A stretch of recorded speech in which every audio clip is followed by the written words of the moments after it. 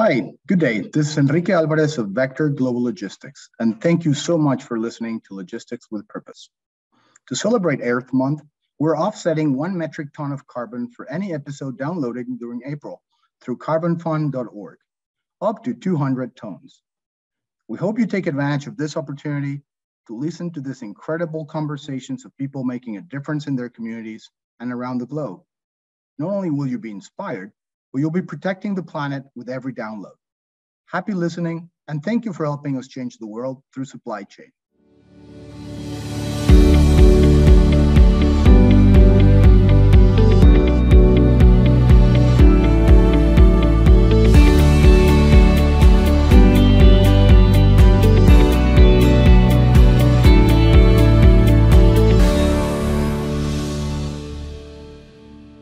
I'm Christy Porter with Vector Global Logistics, and you are listening to another episode of the Logistics with Purpose series presented with our partners Supply Chain Now. So thank you. We're excited to have you join us. We're excited to have another great conversation today. So we're really looking forward to this. And today, my co-host for the episode is my teammate, Monica Rush. Moni, how are you? Hi, Christy. Doing great. Happy to be here. How about you? I am good. We're coming today from 3 different locations, 2 different countries. So we're going to have a great conversation about sustainability, carbon offsets, and somebody who knows a heck of a lot more than you or I do. So we're really thrilled to have Linda Kelly, who is the Senior Vice President of Programs and Partnerships at Carbon Fund. Welcome, Linda. We're so glad to have you. Hi, Christy. Hi, Monica. How are you all both? We are great. We've been looking forward to this conversation. Thanks, I have as well. Yeah, we are just dipping our toes into carbon offsets and sustainability at Vector, and thrilled to have you guys as our partners at Carbon Fund. And so we're excited to not only us to learn more today, but for everybody out there listening to learn more as well, because I love one of the things that you guys say is easy and affordable. I think those are 2 great details when you're talking about carbon offsets and sustainability. I think everybody wants to make a difference, but easy and affordable are 2 really key aspects to making it simple. But before we jump into carbon offsets and Carbon Fund, let's talk a little bit about you. We want to learn more about you and your professional life. You have a super interesting background that I'm excited for everybody to hear more about. So tell us, first of all, let's start with those early years and your background. Where are you from? Where'd you grow up? And what was your early life like? Okay, that means we're gonna have to go way back. These seem to be the hardest questions for people to answer too. I'm actually currently in the city where I grew up. I grew up in Austin, Texas. Okay. One of 6 children, lived here, all through my growing up years. And it was a wonderful, really a magical time to live in Austin. I'm old, so this was in the 1960s and 70s. And we started life way out in the country down on the lake. And one of the reasons that I've ended up at Carbon Fund and in the environmental services field is my mother was one of the original environmentalists. Wow. And so I have, childhood memories, and there were 6 of us, of her taking us to a voluntary recycling center in Austin that she helped to establish in the mid-60s. Wow. And we would do things like tie up newspaper with twine and flatten aluminum cans so that they could be recycled at this center. So that really was a lot of my, early influences in life. I went to undergraduate in Virginia and had degrees in mathematics and economics. My early career, I lived in Houston and Chicago and Connecticut, right outside New York City, and worked in human resources, outsourcing services. Also did a stint in residential mortgages and mortgage-backed security trading. And then about 12 years ago, I made a very intentional career change. I had moved from Connecticut to Vermont, where I live on 10 acres in a little log cabin.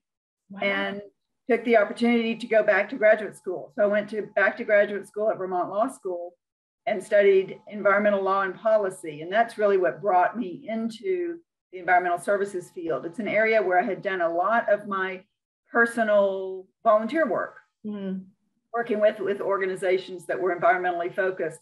And so this was an opportunity to enter as a career.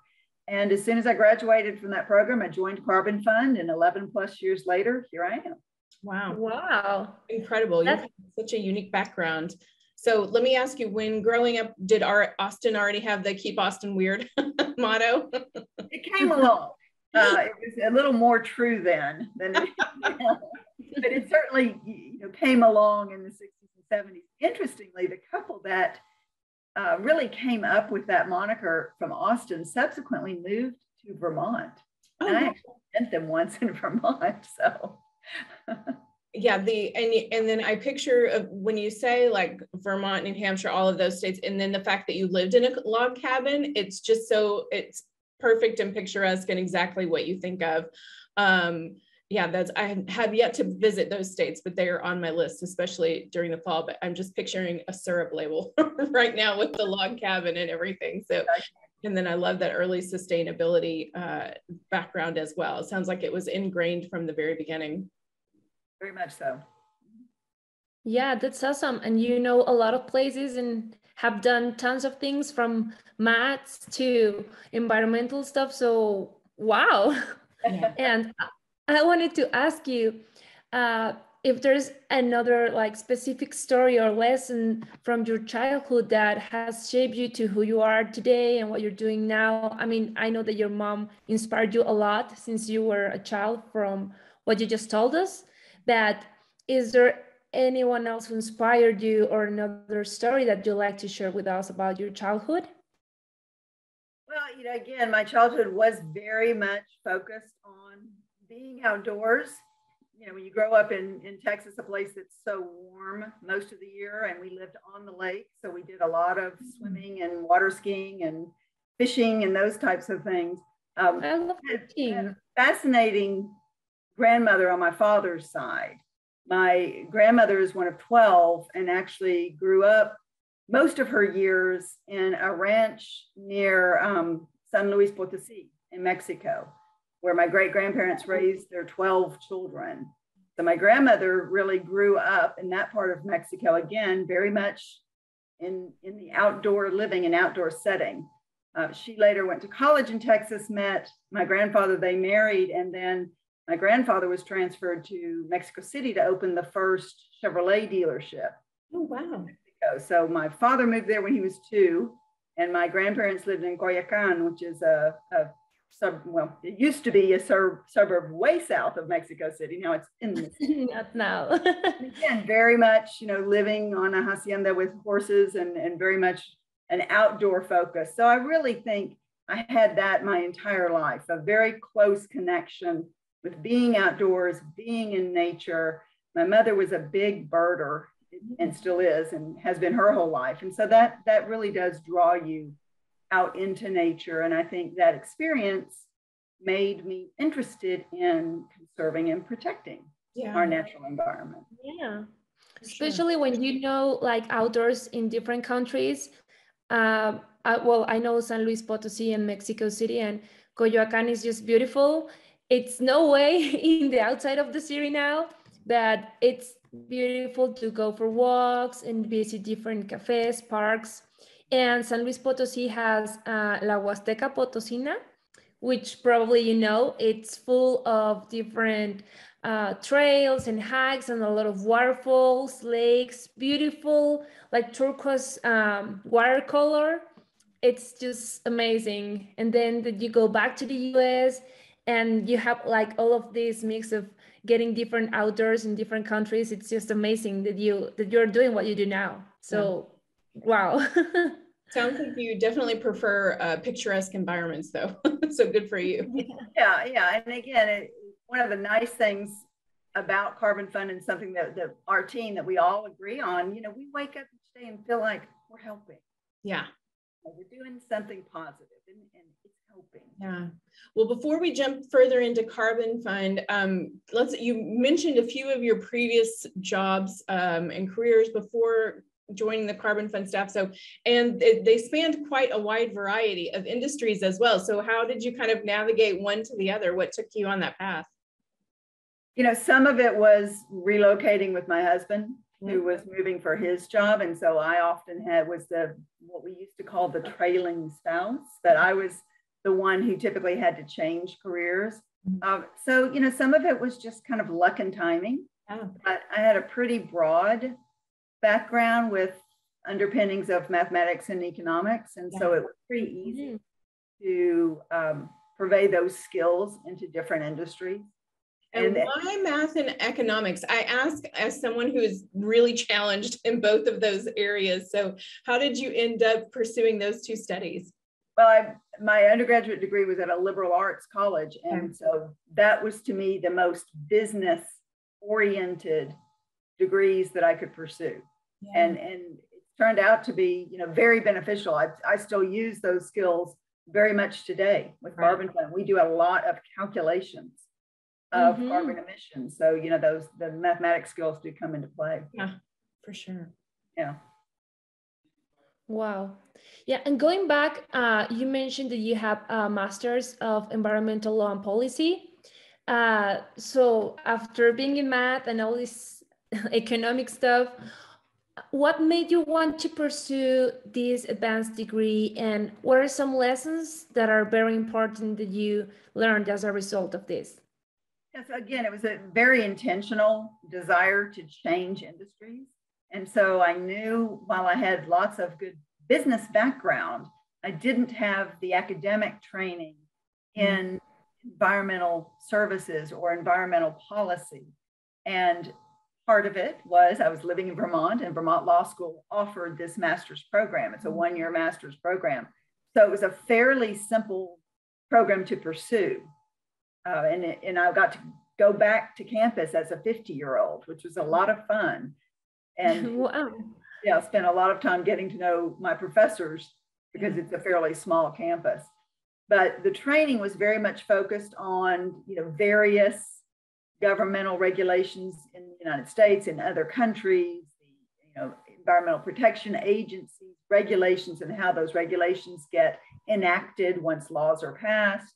So it was very good training in very kind of broad but practical aspects of what goes on in the environmental services industry. And again, has definitely helped me in my work at Carbon Fund. Yeah, so you've been at, it sounds like definitely Carbon Fund is the culmination of all these years of study and practical experience and family experience. So how did you find them? How did you end up there? And what have the last, 11 years, you said, what has that been like, especially as that industry, the sustainability movement, carbon offsets, everything has changed dramatically, especially as far as awareness over the last decade. What was that journey and experience like, and what has the last decade been? Yeah, and so I found Carbon Fund just through a job posting. Not know the organization, nor did they know me. So there was no referral or anything. It was just kind of a cold job posting back when you could still do that. Yes. And once I joined the organization, it was very much just on the job learning. Yeah. Talking those first few months, I definitely remember every time I went to pick up the phone to call one of the businesses that worked with us, I thought, okay, I don't know what kind of questions I'm going to get or whether I can answer them. But it was very much on the job training, understanding why companies are making these decisions. And the work that we do is pretty much exclusively in the voluntary carbon offset or carbon neutrality space. So we're not dealing with businesses and organizations that are required by any kind of regulations to make these choices to pursue carbon emission reduction in their business operations and to pursue carbon neutrality for some of those emissions. This is strictly something that businesses are doing out of a sense of obligation to the environment, out of priorities that match their own business ethic and goals, and also as a marketing tool to appeal to their clients, their customers, their own employees, their stakeholders, their investors. And I think that's really been one of the most gratifying developments to live with, to experience over the past decade plus, is that movement is just continuing to grow and it's continuing to strengthen. I feel that the chief sustainability officer position at a company or anything to that equivalent, that's like the C-suite job of the 2010s and 2020s, and hopefully continuing, just the way, you know, Chief Technology Officer was around the entry into the 2000s. Yeah. So that emphasis and the importance of having an environmental sustainability program within a company of any size, of any industry, has really continued to strengthen and grow, and has really supported our work and our efforts.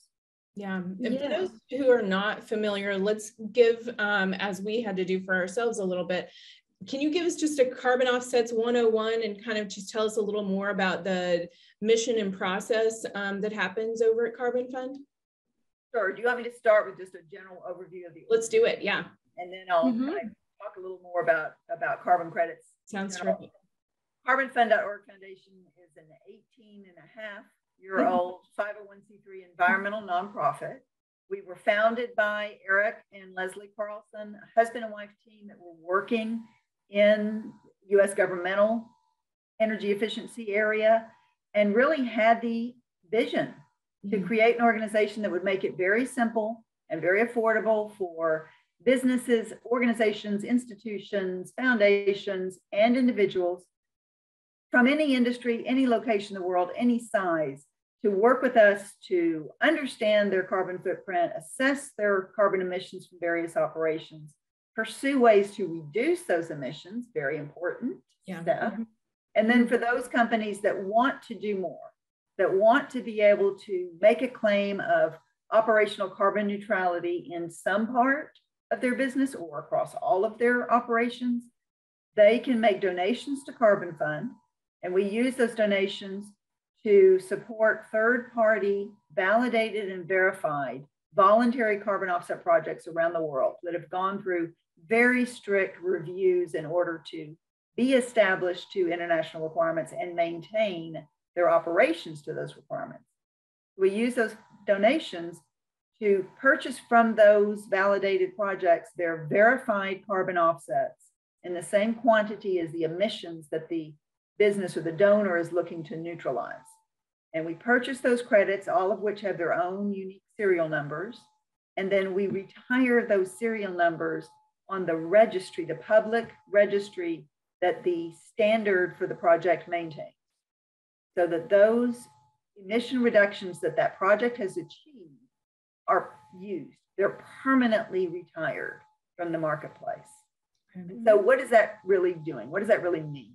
If a business comes to us and they're shipping goods and they've got 100 metric tons of carbon dioxide emissions that we can calculate as associated with those shipping, the shipping of those goods, the sea shipments, the ground shipments, the rail shipments, whatever the source is. And they want to be able to say, we've neutralized the negative environmental impact of causing those 100 metric tons of carbon dioxide emissions to be released into the air.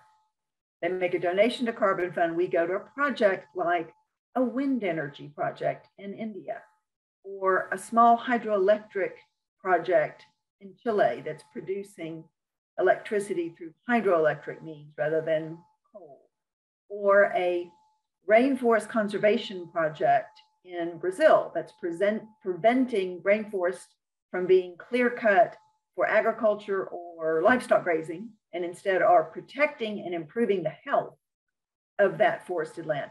All of those projects are doing something to reduce the amount of carbon dioxide emissions that go into the air. And those projects that go through this process to be validated and verified as a voluntary carbon offset project then are able to unitize those quantities of emission reductions, and they are units of metric tons. That's simply the unit that's used globally. And they're issued serial numbers, and they're able to sell those carbon credits. And that's how that project gets its funding to go forward and to continue to operate. It is funded by the sale of those credits. So the emissions caused by the company in one location are effectively neutralized by the reductions in emissions created by the project that through its activities is reducing carbon dioxide emissions. That's kind of the simplest way I can put it. And Carbon Fund was one of the original carbon offset organizations launched, isn't that correct? We're one of the earliest, and certainly one of the earliest that is a non-for-profit. Okay. Okay, that was, yeah, I was also going to ask kind of now that we have seen, of course, especially over the last 2 decades, more organizations like this spring up, what continues to be a differentiator for Carbon Fund. We researched multiple options before we landed with you guys, really loved what you were up to, but from your perspective, I'll also let you market a little bit as well. So tell us a little bit more about, yeah, just the differentiator that, you know, why people like us come to people like you. And so I think the fact that we are a nonprofit organization often is a differentiator. All of our financials are on our website and readily available. So we have a very transparent operation. We are also rated by organizations that evaluate charities like GuideStar and Charity Navigator, and we maintain the highest ratings for the highest level of transparency with those organizations. So the nonprofit status is certainly one feature. The fact that we've been around for 18.5 years. Yes. You know, Yeah. Got so much experience in this industry. We are a lean team. We're a small team, and we're a highly tenured team. There's only 7 of us. Okay. Wow. 2 employees joined us last March. Oh, the first 2 hires we'd had in 10 years. Wow. The other 5 of us, of course, Eric has been here since the beginning, but the other 5 of us have been here 11 plus years. So we are a highly tenured staff. We all have graduate degrees in our respective fields. So we're highly tenured and highly trained at what we do. If Eric were sitting in this chair, he would also tell you that he is a stickler for excellent customer service. And so we are an extremely responsive team. It is very rare that you won't hear back from one of us within a couple of hours of sending a note or an inquiry. So we are highly responsive. Quite often we get an inquiry from an organization and we respond and they tell us, wow, you know, you're the first person that answered us. And that's definitely part of our focus. It's also part of an environmental organization's mission. Sure. Yeah, that's just great. And I want to, well, there are 2 things that you have mentioned that I would like to go back to. Sure. First, the last one, I mean, this proves you being only 7 people for 18.5 years doing this amazing job. It proves that we can make a lot of difference and impact, positive impact in the world on our own, or even if we're not a very big organization, of if we don't have like a ton of people that is joining, but the seeds are very important. And like if we join efforts, even if it's just a small amount of people together with constancy and more time, we can make a lot of good impact. So congratulations on having such a great team doing all of this great work for all these years, and being a high quality team and high responsive. And also I wanted to tell you, you were mentioning that one of the things that you like is that there are companies that are trying to work with you because of their own ethics and because they're trying to do something good, not because they are obligated to. And that's actually one of the reasons why we decided to partner with you guys, because we are trying to make, well, we're in the logistics industry and we're trying to make a good impact with our logistics with purpose. So that's one of the main reasons that we partnered with you. We have been working together only for a couple months now, but I also remember when I was doing this research of different offsetting companies, and I found you, you were very, very responsive, because I spent a lot of time trying to reach to others and didn't get response, but you guys answered all of my questions and sent me some material to read and to understand, and even to look out of the different projects that you were doing in different parts of the world. And that's just amazing, because you're neutralizing the CO2 tons in a lot of different parts of the world, and that's great. It again proves that you can make a lot of impact from anywhere. So, well, sorry, I'm just so happy about this and so excited. Yeah. longer if I've done a good job. Yeah. Again, we're so appreciative of companies like Vector Global Logistics that choose to work with us. And just to give you kind of a summary of what we've accomplished together with all of our donors and business partners, we've worked with about 3,300 different businesses, organizations, institutions. We've received donations from about 750,000 individuals in our history. Those donations have done more than just carbon offset projects, but that's about 70% probably of what we do is support carbon offset projects. To date, we've supported 240 different projects in 25 different countries across all types: energy efficiency, renewable energy, land and forest conservation, reforestation projects. Together with our donors and supporters, we've neutralized about 40 billion pounds or 18 million metric tons of carbon dioxide emissions by supporting these projects and what they're accomplishing. So it's a team effort. Yeah. Yeah. And I mean, we are still learning because we're in the first stages of working with you guys. So I wanted to ask you, what have been some of the biggest challenges and misconceptions of getting more companies on board with your work? Well, if you read the news, if you paid attention to COP26 last fall, there certainly are two sides of the thought process about carbon offsets. One thought process is, this is letting companies off the hook. This is allowing companies not to do anything about their own operational emissions. They can just go out and buy carbon offsets and get off the hook. The other side would be the position that we take, which is carbon offsets and carbon offset projects are not the answer to the negative impact of climate change on our world, on our environment, but they are part of the solution. And our organization's motto is reduce what you can, offset what you cannot, offset what you can't. And we stand by that. So we do require companies to be making steps to reduce their emissions. Most companies that come to us already are working on that. And so we always say, we want to be last.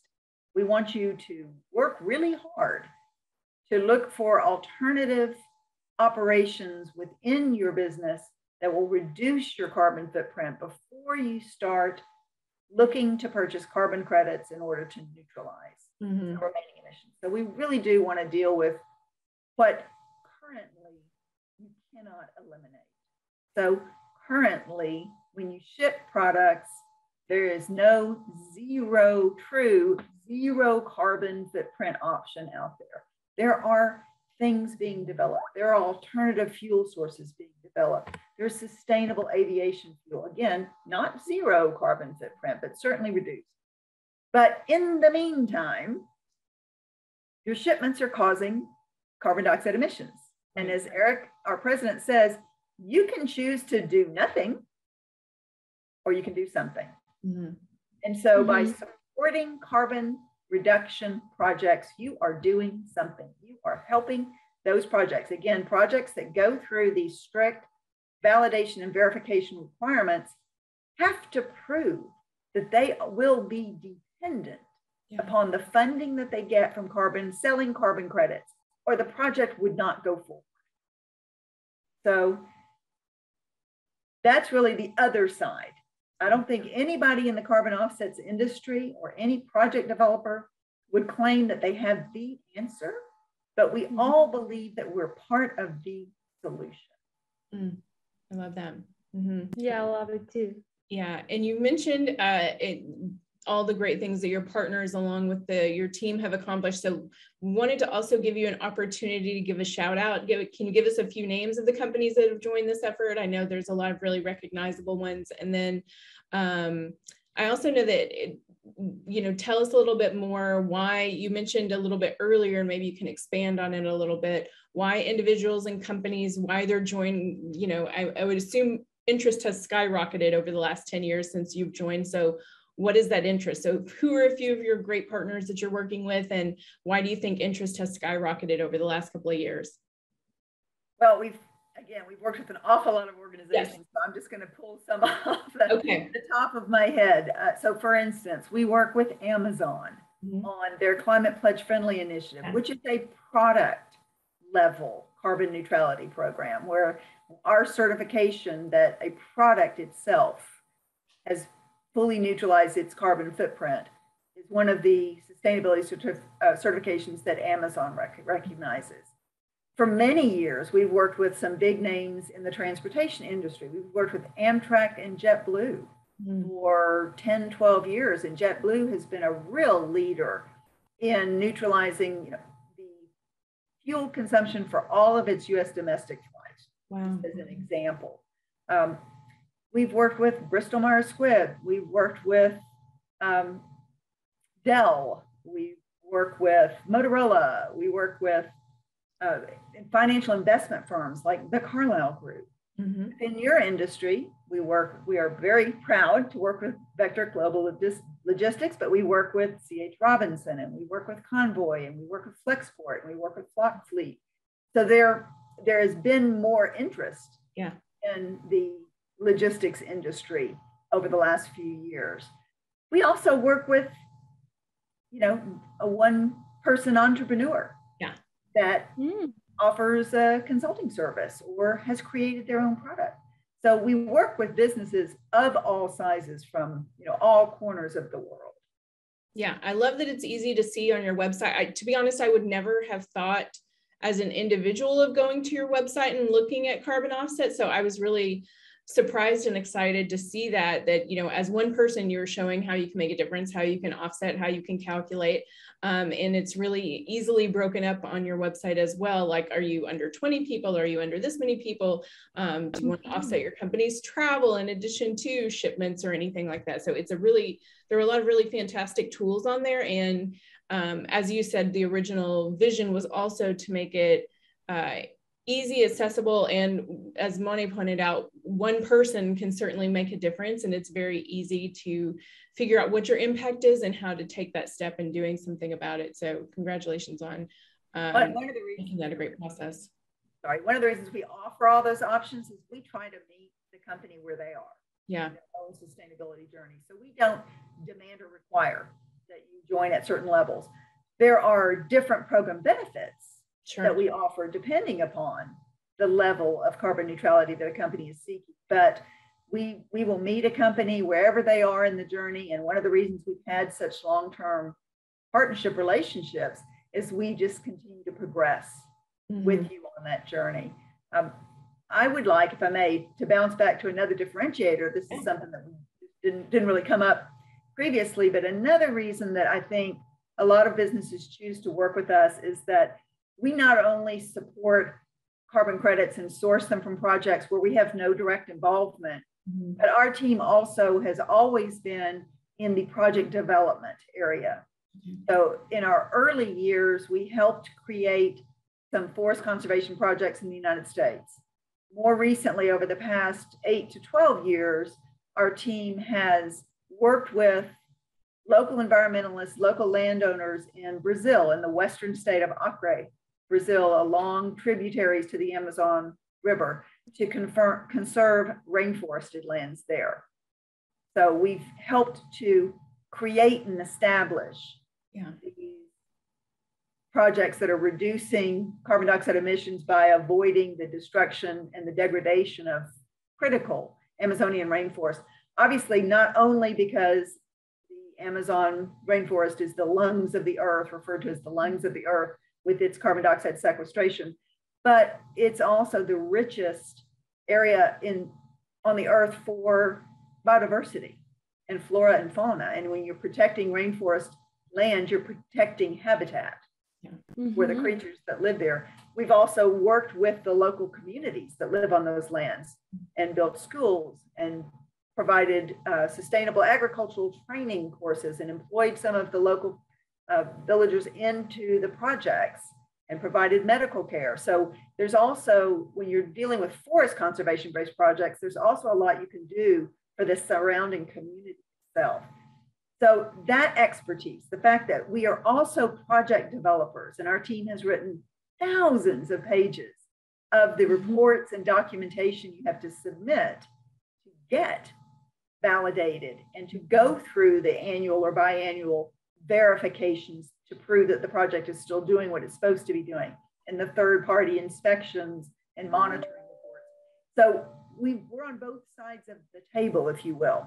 Yeah. We can determine that a project is of high quality and doing the right thing because we know how to read and review those documents, which we've written for our own projects. So that's also, I think, a big differentiator and an important part of our expertise. Yes. That's great. And well, I was just about to ask you about some wins that you have had from your work, but you kind of win in that question. Yeah, the conserving 750,000 acres, about 400,000 hectares of Amazonian rainforest is a big win. Yeah, definitely. That's just awesome. I love to visit the Amazons sometime. It's on my bucket list. So I'm really glad to have more knowledge for when I visit. But besides the Amazonian project that is huge and amazing, what is another project that you would consider like a win, a very big win for what you're doing? You know, there's a lot of projects around the country that we've supported on an ongoing basis. So we've seen projects that, for instance, in the United States, projects that are based on a landfill that then decides to establish itself as a methane gas capture project, and they have to install the piping and the equipment that's used to suck that gas down out of the landfill. So we worked with projects that have done just that step, and others that then go the next step and capture that methane gas, run it through scrubbers and processors into a generator and generate electricity. Wow. And others that have gone even another step further and installed biodigesters that receive food production waste. Wow. So in addition to the methane gas they're capturing from the landfill, they're able to receive additional food production waste like slurry from a tomato packaging company. That's so cool. I would have never imagined that. So it's when we work with these projects kind of year over year, it's interesting to watch them evolve. Yeah. A lot of the forest conservation projects in the United States are what's considered improved forestry management projects. And so they're implementing new techniques that improve, they don't just conserve the land, but they improve the health of the land. And so they're clearing invasive species.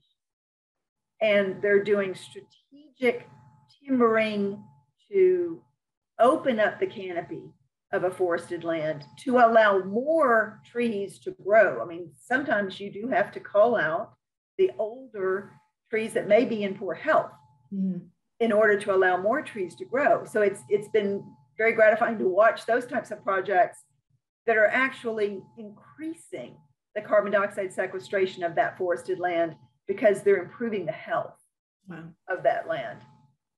A lot of people have heard about things like the efficient cook stove projects that we see across African countries and some countries in Asia and some countries in Central America that are bringing a new technology to an area that's had a very traditional lifestyle of heating and cooking over an open fire, gathering firewood, burning firewood, releasing carbon dioxide emissions, not to mention creating caustic, smoky environment for that family, just impeding lung health and vision health, et cetera, because of burning woods, and bringing these efficient cook stoves into those communities so that they have an alternative method.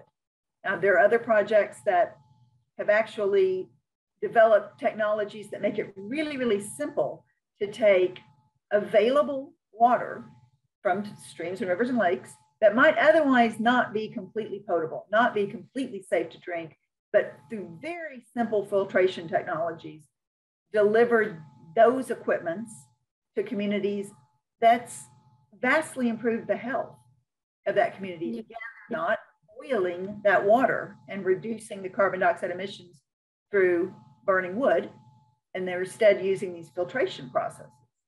So it's very rewarding to work with these new concepts and these new ideas. Right now in the marketplace, there's a lot of conversation about carbon removal projects. Most of these are still very much under development, but there are technologies that are being developed that hopefully will figure out how to literally suck carbon dioxide emissions out of the air. Other projects that are looking at permanent sequestration by pumping those emissions underground. Not so sure about that one myself, but we're watching the development. There are projects that are helping small landowners and farmers look at regenerative agricultural methods and how those can become carbon offset projects. There are projects that are considered blue carbon that are more focused on water or shore-based conservation of mangroves or peat moss, et cetera. So there's a lot that's continuing to develop in the marketplace, which again is very exciting. Do you have, since companies get to choose the types of projects they invest in, have you seen any trends for the types of projects people are most interested in right now, or the areas geographically either? Yeah, that really depends on each company. Okay. So often a company is matching that to other aspects of its mission or its goal or its ethos. And so if a company sources products from a certain portion of the world, they may choose to support renewable energy projects in that part of the world. If they are a food or beverage company that's very plant focused, then they may be more interested in forest conservation or reforestation projects. If it's an industrial technologies company, then they may really want to focus on some of those newly created technologies that are doing the same work using less fossil fuel or creating fewer emissions. So it really does vary quite widely. The challenge that we have is that voluntary carbon offset projects are not on every corner of the globe. So we have a lot of companies that say, we want something in our backyard. And we have to say, there's nothing in your backyard. Look in your backyard, So we have to say, instead of that, what about this option? So that is a big part of what our team does, is constantly work with the project developers, the project owners, the project marketing firms that we know, and the business partners and new businesses who come to us with their choices and preferences, and we have to try to aggregate all those donations, match them up with the available projects and their available inventory, and try to get the best price, both for the project and for the business partner. So you're little eco matchmakers. Yes. Yeah, we are. So we talked a little bit about the past and your past as well. We talked a lot about the present, but I'd love to hear, you have such a unique background, not only educationally, but experience-wise, and then having been in this industry and seen it explode over the past decade. So I'd love to hear either trends you think are coming down the pipeline for the future, maybe what you're hopeful for, but looking ahead, what is it you see or maybe even want to see? Well, again, I think we're very excited about some of the new areas for project development. Super creative. So expansion of both the available number of projects and inventory of projects, but also the type of projects. There are a lot of new, well, not new, but newer, let's say, sustainability efforts that are focused on things like nature-based solutions and net zero emissions. And so there's a lot of emphasis on not just carbon dioxide avoidance or reduction, but on true removal. And so again, this is where new reforestation, afforestation projects, which take years to establish and have some risks. The project has to thrive. It has to avoid natural disasters in order to thrive. And it takes 5 to 10 years for that project to get going. So some of these newer technologies, again, some of the carbon removal strategies that we talked about, some of the, I'm very excited about some of the projects that are geared to smaller tracts of land for private landowners to continue to be able to conserve their 20 or 50 or 100 acres of land by, again, employing improved forest management to increase the carbon dioxide sequestration of those smaller tracts of land, as well as things that farmers can do, regenerative agriculture methods.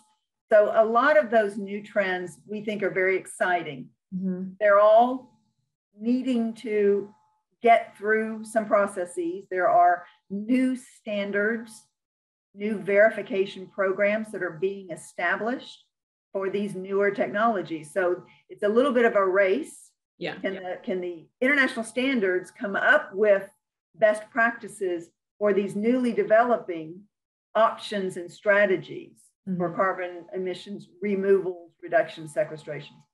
So that's certainly an exciting trend. I think continuing the spread of the emphasis on business operational sustainability is very important. And again, I look to your industry, the logistics industry. Clearly, you know, you're an industry that does kind of work as a group. Yeah. You know, that there's been an awful lot of logistics companies that have come into wanting to make these programs available to your client. So not leaving it to your client to figure out, right, but creating a program then you can offer to your client. I was going to ask you about that too. You mentioned a couple of times right now, of course, offsets are optional. Do you foresee a time when it is not optional, when it will be a requirement? People should go ahead and start taking those steps. Of course, we recommend that anyway, but just curious if you see optional being left on the table, or you think things will change? You know, we continue to hope that various countries will pursue some federally regulated carbon emission reduction strategies, including the United States. So we know those discussions are still underway. When I was going through my graduate program in 2009 and 10, there were a couple of different bills about carbon cap and trade programs and carbon emission ceiling and reduction programs. And those did not make it through US legislation, but we know that those conversations continue. Right. And so we certainly hope so. And yes, it's going to behoove a company to begin their journey. What concerned me the most a few years ago was we started seeing a lot of companies, and I'll use a American football analogy, do what I consider throwing the flag down the field and saying, we've committed to being carbon neutral by 2050. Yeah. Okay, that's great. But if you don't start today, and your reduction strategies and in identifying areas that you can't reduce, that you need to neutralize now, so that you put into place the discipline and the budget, you're going to wake up, it's going to be 2050 and it will be unachievable. So we do love to see companies taking these steps and beginning this process. Again, another reason that what the logistics industry and what companies like Vector Global Logistics is doing is so important, because you're giving your clients that step. Yeah. You know, you're saying at the moment, we've reduced as much as we can through energy efficient vehicles and fuels, et cetera, and the best routing and the best logistics management. We're still emitting. So here is our way to help you neutralize those emissions. So that, you know, that's a very important step. Yeah, it definitely is. And Linda, we're getting to the end of this episode, but before we go, I have two more questions. First, if some of our listeners wanted to volunteer with you, because there's a lot of reasons to reach out to you and to connect, for taking the first steps, to working with Carbon Fund as a company, but also for trying to volunteer in the areas, for example, in the Amazons or Chile or other places where you're doing great stuff, even here in Mexico. So if anyone wanted to volunteer, is that possible, and how would they do it? Yeah, so we get this question a lot. With a lot of environmental nonprofit organizations, there are great volunteer opportunities. For instance, we support tree planting projects, but the projects we support, we do not run. Okay. There are other organizations, and these are huge scale projects. Let's take the Amazon, for example. Our team just got back from 3 weeks in the Amazon about 2 weeks ago. It's the first time they were able to go there in 2 years. This is, you know, a flight, a Jeep ride, a dugout wooden canoe, hip-high rubber venomous snake boots. Wow. This trip, I think every single member of the trip either got injured or became ill. So, I mean, this is not easy. This is the jungle. Yeah. Yeah.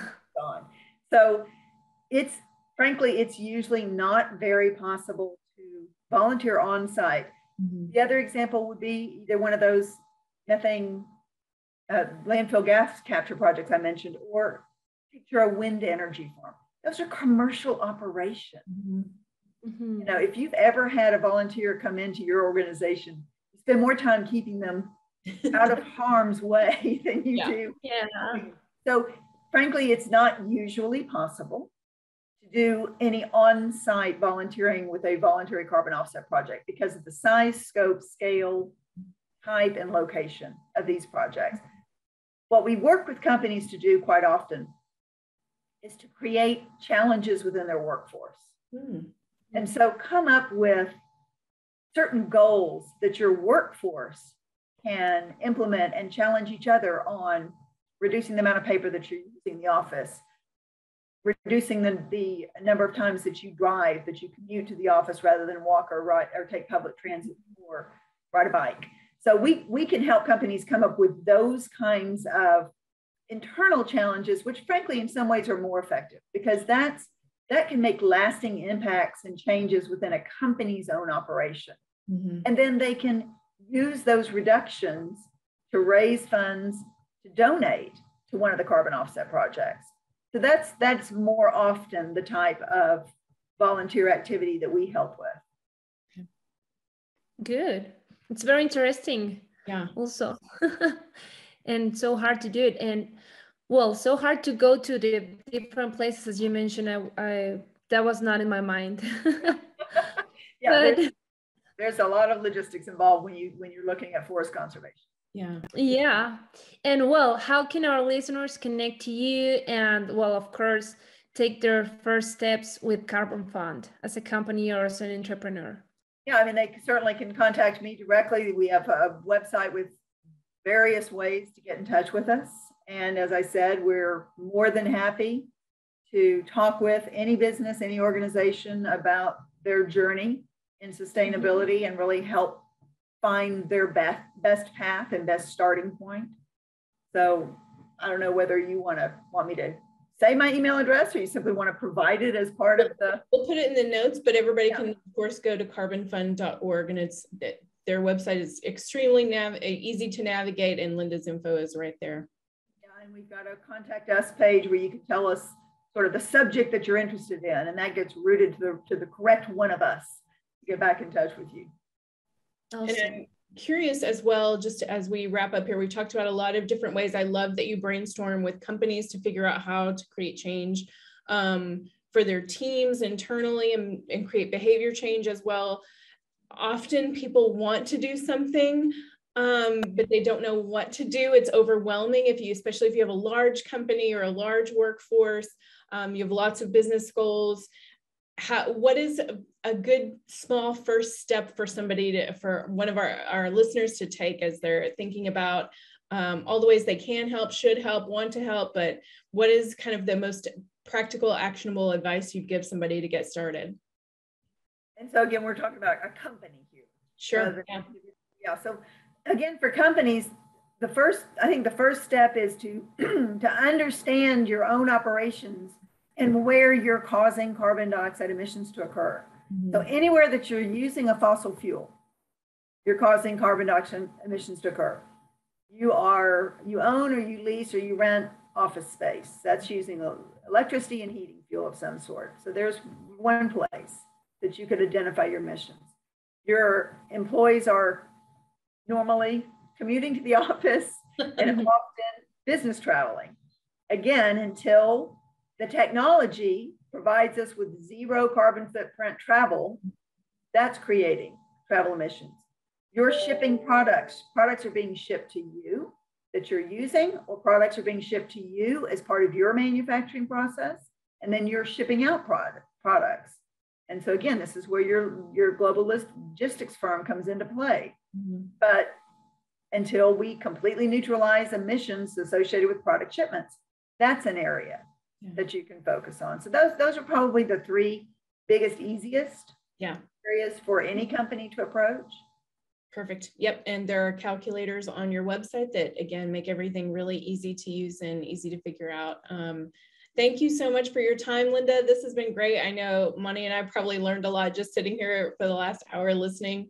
You certainly have a breadth of experience, and we love partnering with you guys. We're excited to keep it going further, keep educating ourselves, our team, our clients on how they can get involved. But thank you for all the terrific work you're doing. We are so appreciative, and thank you so much for joining us today.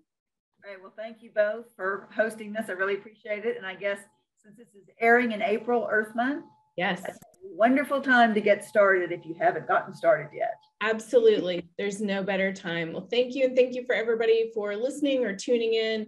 If you enjoy the Logistics with Purpose episodes, then be sure to hit subscribe, and we'll have another great conversation for you soon. Thanks so much.